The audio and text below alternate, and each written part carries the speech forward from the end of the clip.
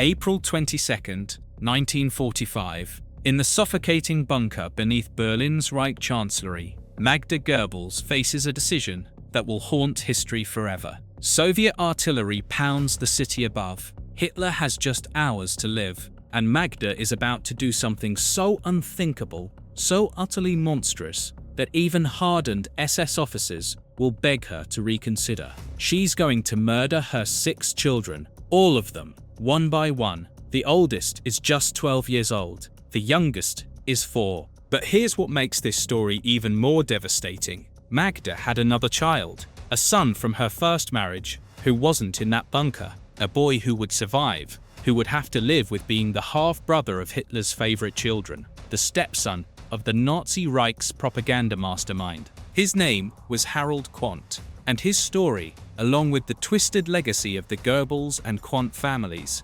reveals something profound about guilt, inheritance, and the impossible choices faced by those who share blood with monsters. This isn't just about what happened in that bunker. It's about the fortune built on slave labor, the family that became one of Germany's wealthiest dynasties, the children and grandchildren who either embraced or fled from their inheritance, and the moral questions that refuse to die even 80 years later. Because while Magda's 6 youngest children died in that bunker, her family story was just beginning. The woman who chose Hitler over her children. Magda was born on November 11, 1901, in Berlin. Her childhood was marked by instability. Her parents' marriage fell apart when she was young, and she was raised primarily by her stepfather, Richard Friedländer, a wealthy Jewish leather manufacturer. Yes, you read that right. The woman, who would become the Third Reich's unofficial First Lady, was raised by a Jewish stepfather.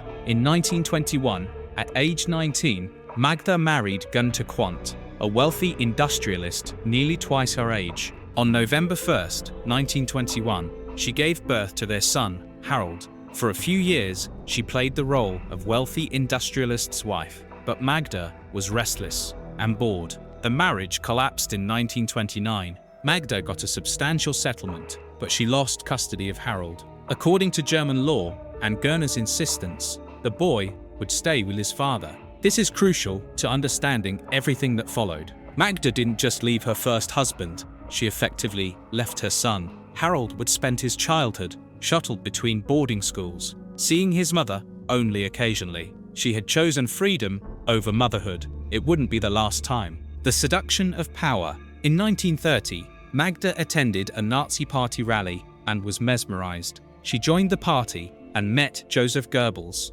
Hitler's chief propagandist. They married on December 19, 1931. Hitler himself was a witness at the wedding, and he became obsessed with Magda. She represented his ideal of German womanhood: beautiful, devoted, fertile. Over the next decade, Magda gave birth to 6 children: Hilga in 1932, Hildegard in 1934, Helmut in 1935, Huldine in 1937, Hedwig in 1938, and Heidrun in 1940. All their names started with H for Hitler. These children were presented as the perfect Nazi family, the living embodiment of Aryan excellence. Newsreels showed them playing in gardens, smiling for cameras. But behind the propaganda, reality was darker. Joseph Goebbels was a serial adulterer. Their marriage was held together not by love, but by mutual ambition and Hitler's intervention. When Magda threatened to leave Joseph in 1938,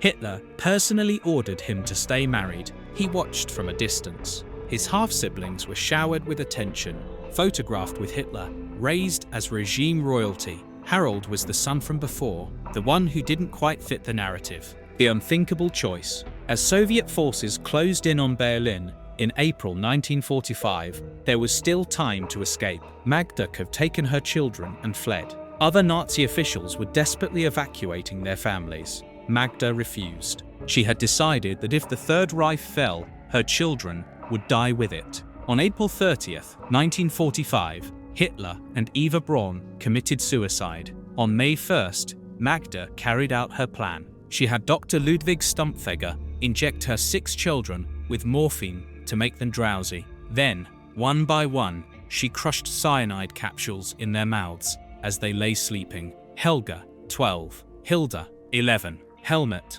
9, Holder, 7, Hedda, 6, Haida. Hours later, Joseph and Magda went up to the garden of the Reich Chancellery. An SS guard shot them both. Soviet forces found the partially burned corpses the next day, but one member of Magda's family wasn't in that bunker. Harold Quandt was 23 years old in May 1945, in a prisoner of war camp in North Africa, captured while serving in the Luftwaffe. When the news finally reached him weeks later, Harold faced a choice that would define the rest of his life. What do you do when you're the sole survivor of one of history's most infamous families, the industrialist's fortune? To understand Harold's choice, we need to talk about his real father, Gunther Quandt, because this is where the story transforms from Nazi fanaticism into something more insidious, a story about money, complicity, and how industrial empires are built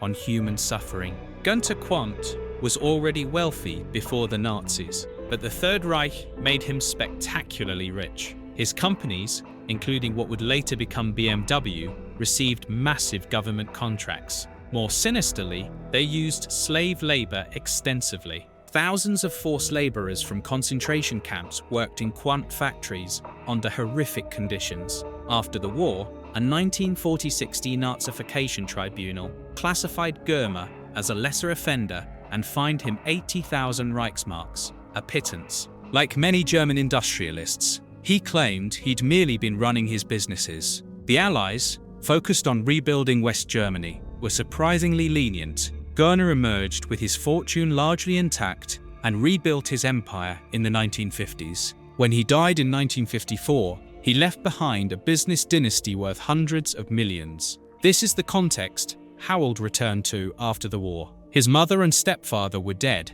labeled as monsters by the entire world. His father was a controversial industrialist whose wartime activities were morally compromised, and Harold himself had served in the Luftwaffe, fighting for the regime that had committed genocide. The choice, silence and success. Harold Quandt made a choice that many would find uncomfortable. He chose silence, business, and rebuilding. He didn't publicly denounce his mother. He didn't write memoirs. He didn't donate his inheritance to Holocaust survivors. Instead, he went into business, helping expand the Quandt industrial empire and becoming phenomenally wealthy. By the 1960s, Harold was a major shareholder in BMW, Daimler-Benz, and numerous other companies. He lived quietly, married to Eva Quandt, and had 5 daughters: Colin, Bettina, Patricia, Gabrielle, Annette, and Katerina. He spoke rarely about his mother or the war years. When asked, he would say simply that he'd been young, that the past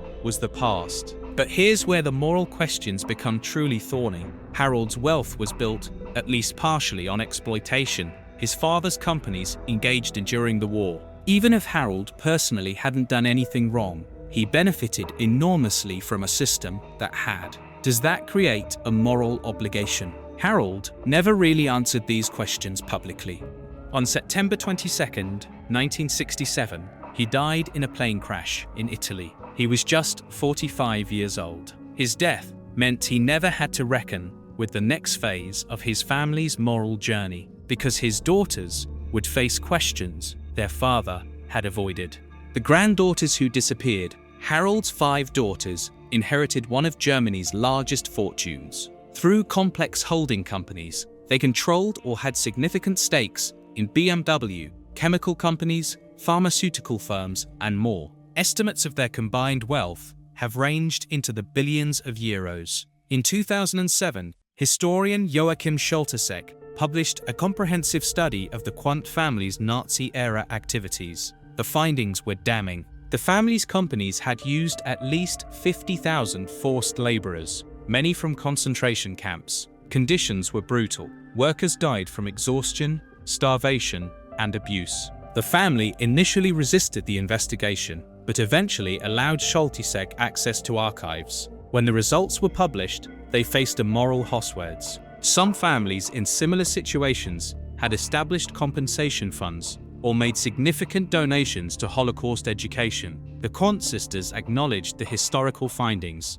and expressed regret. but made no substantial compensation fund. They funded some educational initiatives, but nothing proportional to the wealth their family had accumulated. When BMW and other German companies finally established a compensation fund for former forced laborers in 2000, the quant contribution was proportionally small. Individual survivors received around 5,000 to 7,500 euros, a pittance compared to the suffering they endured. Meanwhile, Harold's 5 daughters largely vanished from public life. They give almost no interviews. They don't appear at public events connected to Holocaust remembrance. It's as if they've collectively decided that the best way to handle being Magda Goebbels' granddaughters is to simply disappear into wealthy anonymity. What no one expected. In 2011, Gabrielle Quant Langenscheidt, one of Harold's daughters, gave a rare interview. Her comments revealed the psychological complexity of this legacy. She said that as a child, she knew her grandmother had done something terrible, but it wasn't discussed in detail. The family atmosphere was one of silence and shame that everyone understood, but no one articulated. She described feeling guilty for wealth she had no role in creating,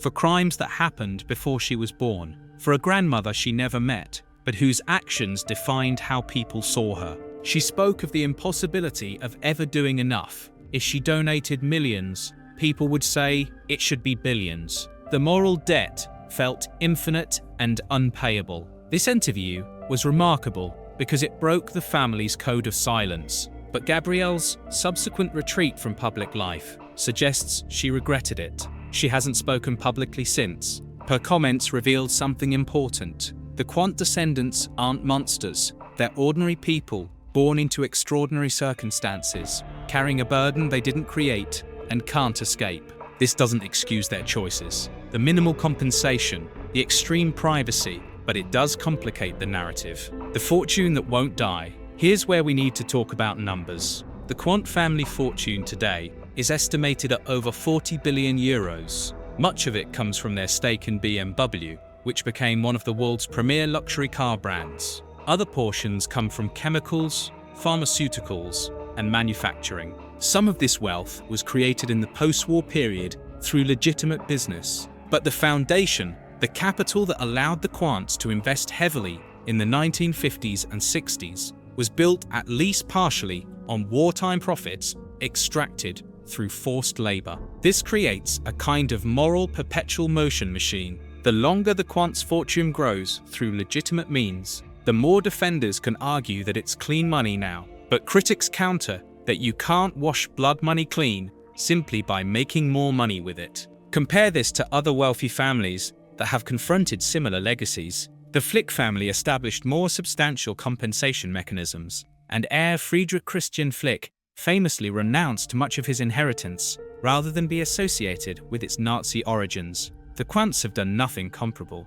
The separation. Here's a telling detail. If you search for Quant family in German business publications, you'll find extensive coverage of BMW and wealth rankings. But if you search for Magda Goebbels' granddaughters, you'll find almost nothing. It's as if the two identities exist in separate universes. The family has been extraordinarily successful at creating this separation in public consciousness. Most Germans know the Quant name as wealthy industrialists. Most know Magda Goebbels as a fanatical Nazi who murdered her children. Very few connect the two, unless specifically reminded. This is sophisticated reputation management, played out over decades. It's also, arguably, a form of historical erasure. By making Harold's daughters so invisible, the family has made it nearly impossible for people to draw a direct line from Nazi atrocities to present-day wealth. Compare this to other families. Hermann Goering's daughter, Edda, gave interviews and had a public identity. Albert Speer's children documented their complicated relationships with their father's crimes. The Goebbels Quant connection has been intentionally obscured. The question that never dies. So where does this leave us? What happened to Magda Goebbels' family after World War II? The answer is both simple and deeply unsatisfying. They got wealthy and disappeared. Harold Quant turned his inheritance into even greater fortune, said almost nothing about his mother or stepfather, and died young. His daughters inherited that expanded fortune and have lived lives of privilege and privacy. largely avoiding any public reckoning with how their wealth was accumulated. Some would say this is a failure of justice, that descendants should have been stripped of wealth built on slave labor, that they should be forced to confront their family's role in genocide, that silence should not be an option when your grandmother murdered 6 children in service of Nazi ideology. Others would argue that you can't punish people for crimes they didn't commit, that inherited guilt is dangerous, that these heirs are as much victims of their family history as anyone, that forcing them into public shame violates principles of individual justice. Both positions have merit. Both feel incomplete. The legacy that never dies. Here's what we know for certain. Magda Goebbels murdered her 6 children on May 1st, 1945, believing that a world without National Socialism wasn't worth living in. She was catastrophically wrong. The world moved on. Germany rebuilt and democratized. Her children could have lived, could have grown up, could have made their own choices. Harold Quandt did live. He chose business over confrontation, wealth over atonement, silence over testimony. His daughters have largely made the same choices, living privately off a fortune that exists partly because of Nazi-era exploitation. In the 80 years since that bunker, the family has demonstrated that it's possible to escape public reckoning, if not historical judgment. You can inherit the legacy of monsters and still live a life of comfort and anonymity if you're willing to pay the price of constant vigilance, extreme privacy, and the knowledge that your wealth carries the stain of atrocity. But you can't escape entirely. Every few years, a new generation of historians and journalists rediscovers the connection. The past doesn't stay buried just because you refuse to dig it up. And perhaps that's the real lesson. You can inherit privilege without inheriting guilt, but you can't inherit wealth without inheriting obligation. How you choose to meet that obligation, or whether you acknowledge it exists at all, that's a test of character each generation must face. The Quandt heirs have largely failed that test, choosing wealth and privacy over truth and restitution. But the test doesn't disappear. It's still there, waiting for the next generation and the one after that. Because as long as the fortune exists, as long as the historical record documents where it came from, the question will remain, what do you owe when you benefit from atrocity? Harold's daughters have chosen not to answer. Their children and grandchildren will face that question too. History is patient. It can wait. Thanks for watching this documentary exploration of one of history's most troubling family legacies. The questions raised by the Goebbels Quandt family aren't just about Nazi descendants. They're about how any society deals with wealth built on exploitation, about when silence becomes complicity, and about whether descendants can ever truly escape the shadows cast by their ancestors' crimes.